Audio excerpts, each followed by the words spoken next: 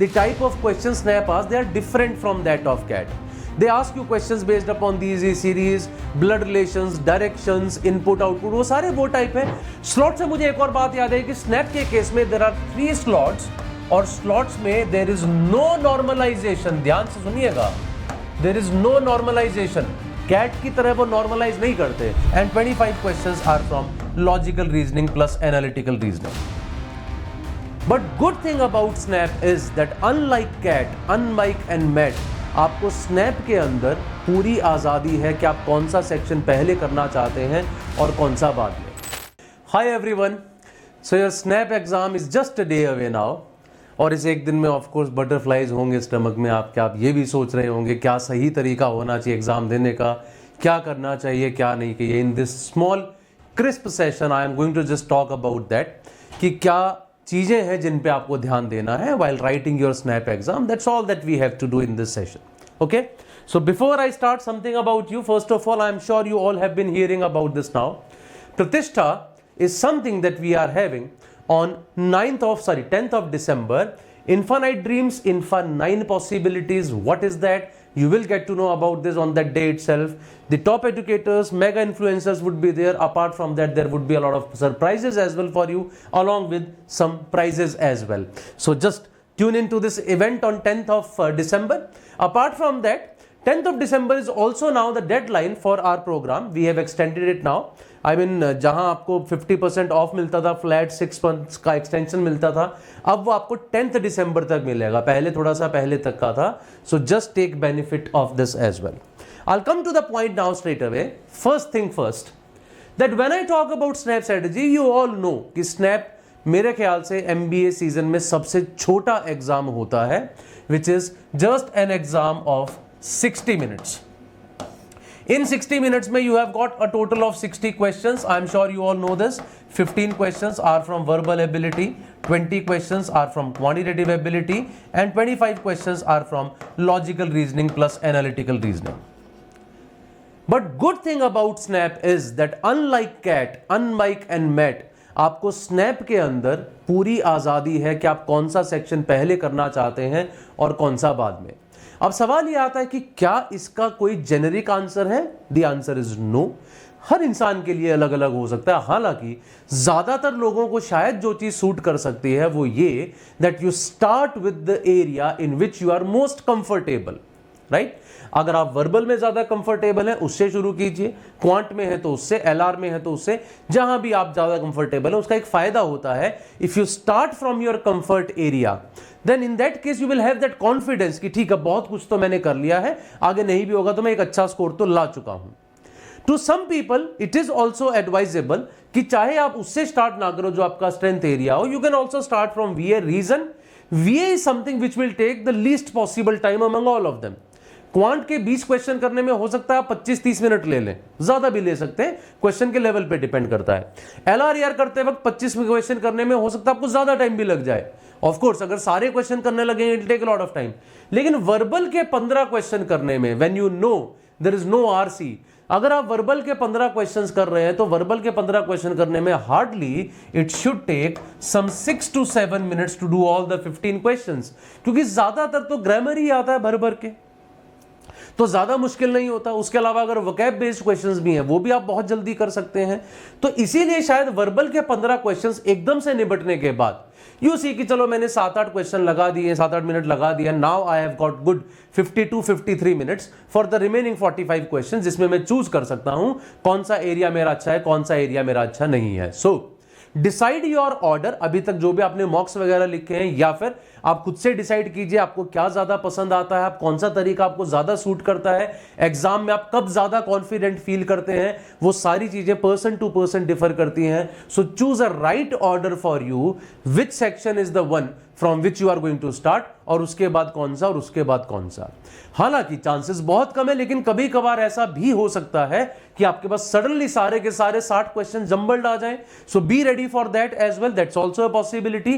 पूरे 60 के 60 जंबल्ड आ जाएंगे अगर, तो मुझे क्या करना है. दैट आई मीन चांसेस चाहे कितने भी कम हो, लेकिन पॉसिबिलिटी तो हर तरह की होती है. So we never know what is going to happen over there. This is the first important point according to मी.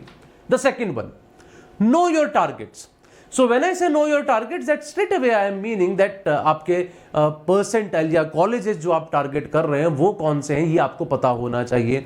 जैसे we all know under SNAP the best possible college is SIBM Pune, followed by SCMHRD which is again from Pune, and after that I can say SIIB को भी मैं रख सकता हूं, SIBM Bangalore को भी मैं रख सकता हूं. तो ये आपके डिपेंड करता है. फिर SITM आ जाता है, SIOM आ जाता है. But generally people target for these two colleges SIBM and SCMHRD. SIBM और SCMHRD दोनों की कट ऑफ्स अगर आप देखेंगे लास्ट फ्यू ईयर्स में, it has always been somewhere around 97 to 98 percentile. कभी कभार वो 98 से हल्का ऊपर भी चली गई है, 98.3 98.4 टाइप. ज्यादातर वो 97 98 के बीच रही है. और वो 97 98 percentile normally it is there at around a score of 42 43. हालांकि there have been years when it has been pretty low. As far as I remember, ये स्नैप में 2023 की बात कर रहा हूं, लेकिन अगर मैं स्नैप 2022 की बात करूं, it was considered to be a difficult paper. उस साल मेरे ख्याल से यही परसेंटाइल आपका 35 36 के आसपास था. I mean this much of drop was there. Whereas an year before that, उससे पहले फिर से ऐसा ही कुछ था, 40 42 43 टाइप. तो एकदम से बहुत डिफिकल्ट पेपर भी आ जाता है, तो that's also possible. So keeping it in mind that mostly it has been around 42 43, लेकिन कीपिंग दिस इन माइंड कि एग्जाम देते वक्त हो सकता है आपका इस बार वाला स्लॉट टफ हो, जिसकी वजह से वो नीचे भी जा सकती है.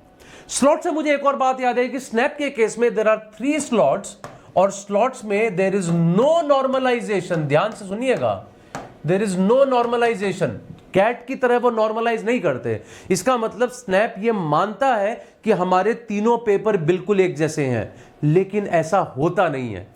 अगर मैं पिछले ईयर्स के ही बारे में बात करूं, it has been observed that some of the slots are much more tougher than the other slots. Yes, this has happened. तो पॉसिबिलिटी है, कुछ भी हो सकती है, but the good part about that is possibly that's also a part of their business. शायद वो business बनाने के लिए ऐसा करते हैं. आपके पास 3 स्लॉट्स हैं, आप तीनों स्लॉट भी लिख सकते हैं. Always the score which is best of the 3 it will be considered. तो उनको लगता है शायद अगर हम लोग कभी कोई स्लॉट डिफिकल्ट कोई आसान दे देंगे तो बच्चा तीनों भरेगा, कि कहीं यार मैंने एक ही स्लॉट दिया, वो मुश्किल वाला आ गया तो मैं क्या करूंगा. तो ऐसे में बच्चा तीनों के तीनों स्लॉट्स देगा ही, पैसा ज्यादा मिलेगा, क्योंकि ऑफकोर्स जितने स्लॉट लोगे उतने आपको एक्स्ट्रा पैसे देने पड़ेंगे. And best of the 3 would be considered. तो उन तीनों में से जो सबसे आसान में आपका सबसे ज्यादा स्कोर आया होगा वो कंसीडर किया जाएगा, क्योंकि नॉर्मलाइजेशन भी नहीं है. तो business schools are doing business here possibly by doing this, but whatever it is there, तो हम लोगों को उसी के हिसाब से चलना पड़ेगा. So just no your targets. अगर आपको लगता है SIBM का या SCMHRD आपको लगता है कि नहीं शायद मेरी रीच से थोड़ा सा बाहर है, तो थोड़ा सा नीचे आके SIIB की तरफ देख रहे होंगे, तो यही टारगेट्स आपके थोड़ा सा नीचे आ जाएंगे. SIBM Bangalore would be taking some 91 90 percentile, तो वहां पे आपके स्कोर थोड़े से नीचे आके पॉसिबली 36 37 हो जाएंगे, और लास्ट ईयर में वो शायद 31 32 टाइप के रहे होंगे. So that ways choose your targets and then work accordingly. This is the second important point that I wanted to tell you. आते हैं तीसरे पॉइंट की तरफ, the famous types. So this is also very important point that what are the famous types. क्या क्या famous types हैं उसके बारे में बात करते हैं. famous types का मतलब, जैसे अगर आप बात करेंगे AR में LR में, कुछ टाइप्स ऐसी हैं जो बार बार स्नैप पूछता है, especially the questions of series. Especially the questions of series बहुत कॉमन है. सीरीज में मैं सीरीज एंड APGP सीरीज की बात नहीं कर रहा हूं, नंबर सीरीज 2 5 8 11 नेक्स्ट नंबर क्या होगा, समथिंग लाइक दिस. ऐसे क्वेश्चन जिसमें आपके पास लेटर्स वाली सीरीज भी हो सकती हैं, ठीक है, किसी और तरह के वर्ड्स की भी हो सकती हैं. तो ये बहुत कॉमन सा टाइप है, वो पूछते हैं. Plus when I talk about AR and LR, the type of questions Snap asks, they are different from that of CAT.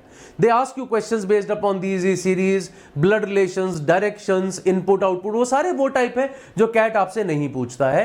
एक हल्का सा रिवीजन आप 5-5 क्वेश्चंस का आज या कल में कर सकते हैं, कि थोड़ा सा टाइम से पहले कुछ मैं एक देख लूं कि क्या पता मेरे को इस टाइप का क्वेश्चन ही मिल जाए, कहीं पर वहां मिल जाए. तो जो फेमस टाइप्स है उन पे ध्यान दीजिएगा. When I talk about quantitative ability, once again you will see snap में भी अर्थमेटिक और अलजेब्रा ज्यादातर हाईएस्ट परसेंटेज इसी का रहता है, just like CAT. But yes, keeping in mind, ZET also asked you questions on modern maths जो cat नहीं पूछता था। 20 में से आपको 3-4 क्वेश्चन भी मॉडर्न मैथ्स में मिल सकते हैं, दैट्स अ पॉसिबिलिटी। और वहां पे डीआई भी वो कहते हैं। लास्ट ईयर जहां तक मुझे याद है, there was only single question from DI.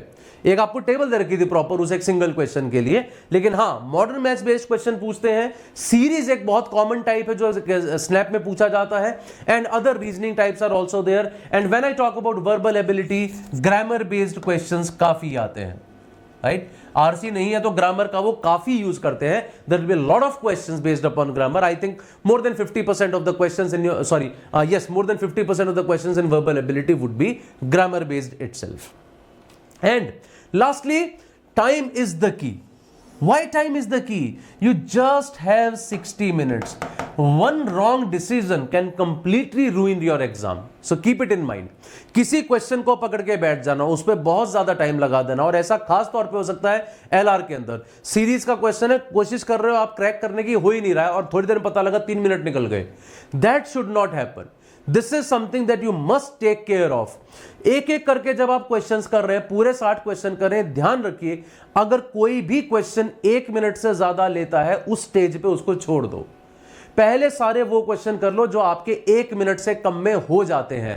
If time permits तो जो बचे हुए क्वेश्चन है फिर उन पे वापस आइएगा। लेकिन ये ध्यान रखिएगा, टाइम यहां पे की है, यहां आपके पास टाइम संभलने का नहीं है।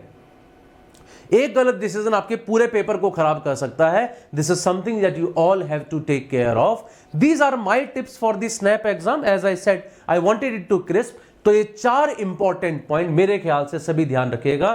Choose the right order, know your targets and the famous types, and time is the key. These are the 4 important things all of you must take care of.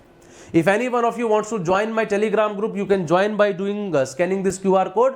And we have started for CAT 2025 a batch basic to advanced, जो CAT 2025 के बच्चों के लिए है. Join us in this batch if you are preparing for CAT 25. Apart from that, if you are also looking for a free GDPI course, you can get it on Unacademy app. तो उसका क्या criteria है, you'll get it on the app itself. Just scroll through that and find it out. That's all from my side. Thank you very much, guys. All the very best for the SNAP exam. Keep these 4 points in your mind, and I'm sure you are going to do well. All the best again. Unacademy. Let's crack it.